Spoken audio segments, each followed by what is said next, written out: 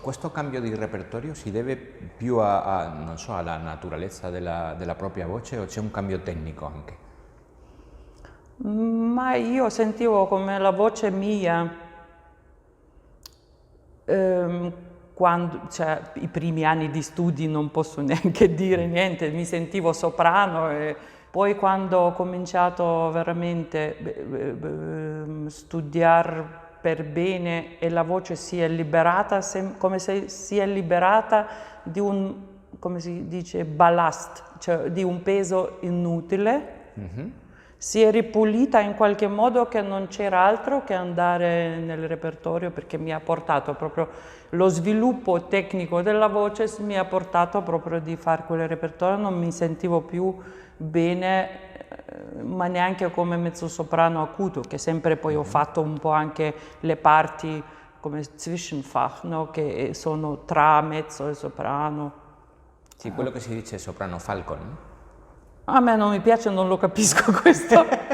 Falcon, cioè, per me suona, non so, strano, perché Falcon? No, devi però Falcon, fa Falcon anche i ruoli da Isolde che dove tu hai bisogno. Falcon mi sa di un po' qualcosa di più verso Belcanto, Rossini, qualcosa, non so, Falcon non posso dire perché hai bisogno poi in un certo repertorio come diciamo Amelia di Ballo in Maschera o Isolde o non so, hai bisogno di un suono pieno di acuti, pieni, veri.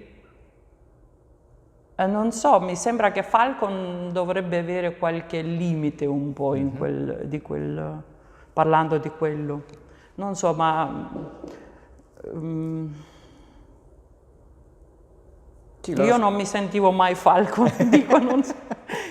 No, Sono delle etichette che a volte si sì, etichette. E io trovo che ogni voce è una cosa per sé. Perché se parliamo, per esempio, va bene, diciamo, io sono un soprano drammatico o soprano verdiano. Di parti verdiane ognuna è diversa dall'altra. Come puoi fare? Beh, riesci forse meglio cantare una Leonora di Trovatore che una Amelia di Ballo in Maschera, diciamo, no? O come soprano ti sta forse meglio, non so, i Primo Verdi e non la Gioconda di Ponchielli. Cioè, è sempre...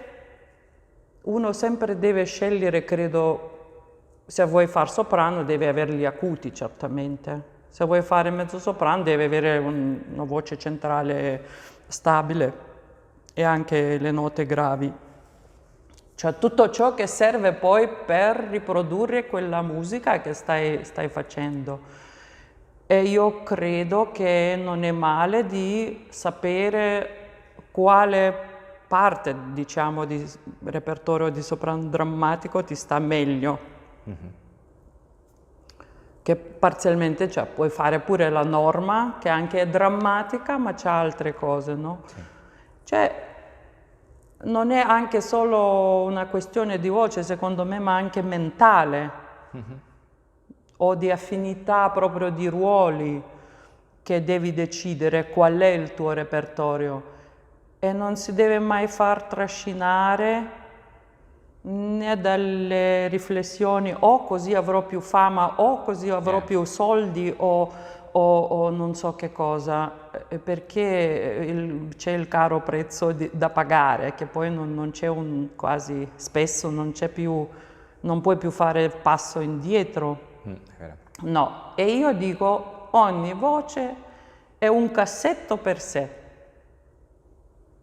La gente però tende sempre di mettere in categorie molto strette, non puoi. Devi cantare i ruoli che puoi cantare, no? Che puoi cantare, c'hai le note, no? Io sentivo qualche volta dire, io ancora non ce l'ho un si bemolle così naturale, però dopo 3 anni credo di poter fare la Eboli. No, lascia stare. Cioè, non dovrebbe mai venire in mente, perché ci sono abbastanza cantanti che faranno questi ruoli anche senza pensare. Cioè va bene di conoscere i propri limiti, di cantare ogni tanto forse una parte già è al limite tuo, va benissimo, però poi uno deve pure capire fin dove posso arrivare, no? E se ci sono i presupposti, diciamo, se ce l'hai tutti acuti, almeno un do, diciamo, per un soprano drammatico, ma ci vorrebbe anche un po' di più, no? Puoi fare quel repertorio, poi c'è colore di voce anche che conta, no? Un po'. Però normalmente se ce l'hai quelle note là, ce l'hai pure una voce un po' più sopranile, un po' più chiara, eccetera, eccetera. Alcuna riflessione sopra il passaggio e la copertura? Che è uno dei temi anche. Non sono un tenore, però io sono convinta che neanche soprani, cioè tenore non sopravvive se non fa questo giro, no? Diciamo io, quelle coperture così ovvie non è che mi piacciono molto, per me non è una grande arte perché un po' ti disturbano esteticamente, ma dico tenore deve far per forza, poi le voci un po' più basse pure ce l'hanno il loro passaggio, cosiddetto passaggio, e devono pensare a questo, ma anche, secondo me, anche un soprano deve fare. Cioè, io non posso fare no, devo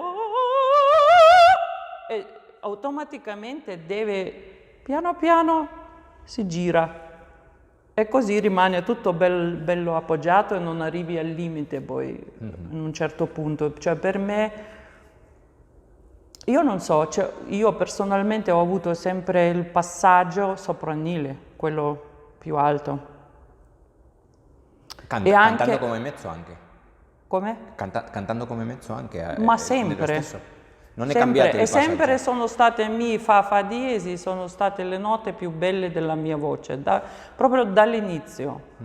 Qualche volta mi chiedevano pure, ma da dove prendi quei suoni? Un fa diesis in pianissimo, che poi pianissimo per un certo periodo proprio è stato il mio,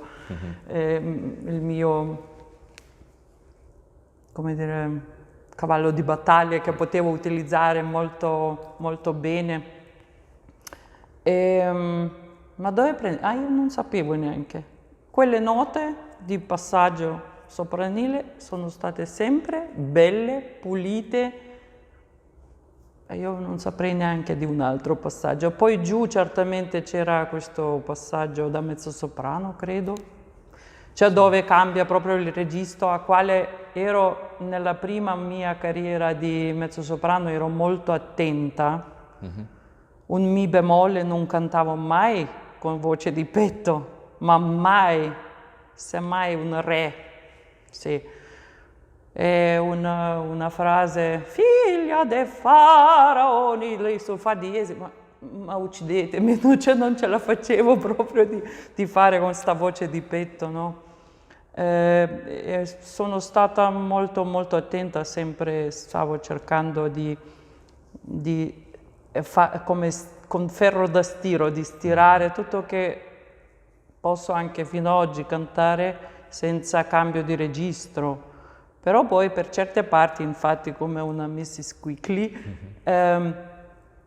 non riesci neanche a far bene se non vai molto più in alto con la voce di petto, ed è giusto così, perché poi c'è anche un carattere della parte. Non sarò mai contralto, ma cerco di dare anche un po' di quello che anche si aspetta una, perché la scrittura di Verdi è così, no? E devi servire.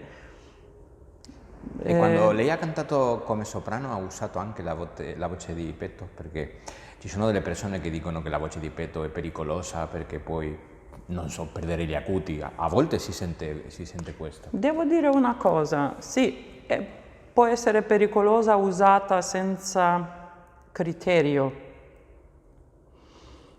può essere pericolosa, che poi si apre una voragine in mezzo, cioè fa là, lì in quella regione, dove se poi come soprano io non consiglio di usare troppo, forse come eccezione una volta qualche nota. Sì, per un'espressione, no? Sì, Puntuale. per un'espressione e per non... Io ho notato che qualche volta, infatti, perché ero così attenta, anche per esempio nella Gioconda, no? Certi suoni cioè facevo con la voce mista centrale, poi però la voce cominciava di suonare meno bene, perché era già quasi esagerato di risparmiarsi fino a tale punto. Meglio aprire bene una nota, mischiandola certamente con la voce centrale per bene, però meglio aprire che risparmiare troppo. Questo esiste, credo anche, almeno così me lo ricordo io.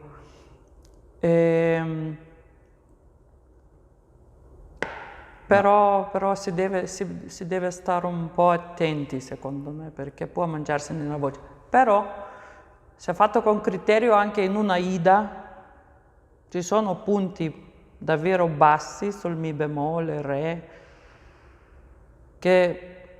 ma anche sul Mi centrale, dove ti provoca molto anche a usare la voce di petto. E si deve cercare però trovare una soluzione di non farsi male, però di utilizzarla la voce di petto. Sì, io quello che ho trovato lavorando con delle donne è che quando tu lavori nell'inizio, voglio dire, quando tu lavori dalla voce di petto, loro trovano meglio la posizione della laringe, perché per trovare il suono di petto deve essere bassa, e se no forse loro la mandano giù, no? Ma quando lavori dalla voce di petto, loro trovano veramente immediatamente il posto. Dunque non ho capito mai perché dicono che è pericolosa la voce di petto. L'abuso sicuro, no? Sì, però questo è quando già... Credo che quando canti in palcoscenico tutto ti costa molto di più che cantare in una stanza col pianoforte, un insegnante o senza. Tutto sembra un po' più facile, no? E poi ti vuoi far sentire, perché certe volte vedi il gesto del direttore che qua non arriva, si sente qua? Cioè, e ti provoca anche un po', e forse se non controlli bene, non amalgami bene, la voce di petto usata troppo spesso e in modo sbagliato più che altro può fare questo effetto che poi fai sempre più in alto la voce di petto e poi si apre un buco nella voce, sì, perché non puoi più. Perché è molto importante secondo me di essere capaci di cantare tutta la scala fino a, non so, Si bemolle, basso, senza alcun cambio di registro. E poi se sai controllare così bene, poi puoi anche aprire qualche nota in più, diciamo. Sì, diventa naturale. Ma non abusare mai, questo sì, specialmente da soprano. Sì, capito. Sì, no, parlavo per trovare la posizione della laringe, che lo sai che all'inizio a volte è un po' giù, no? Non so, dovrei provare. È impossibile di fare il suono di petto con la laringe alta, non si può, suona stretto, no? No, esce un urlo. Comunque. Per me, non so, è una maniera di aiutare a trovare, non è come certe volte si cantava in campagna queste canzoni popolari, così, poi diventa così, però nell'opera non puoi sopravvivere con un canto così, purtroppo farebbe troppo male dopo un po'.